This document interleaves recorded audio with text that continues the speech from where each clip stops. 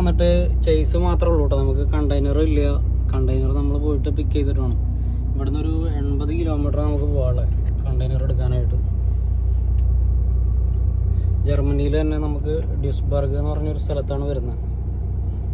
അവിടെ പോയിട്ട് നമുക്ക് കണ്ടെയ്നർ എടുക്കണം.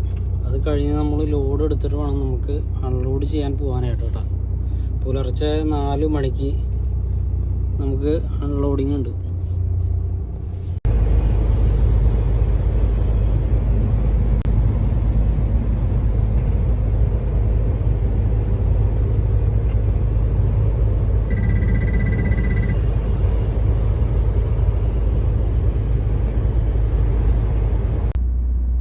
ഇതാണ് നമുക്ക് എടുക്കാനുള്ള ഒരു കണ്ടെയ്നർ കേട്ടോ. ഒരെണ്ണം ഇതിൻ്റെ അപ്പുറത്ത് കിടപ്പുണ്ട് കേട്ടോ.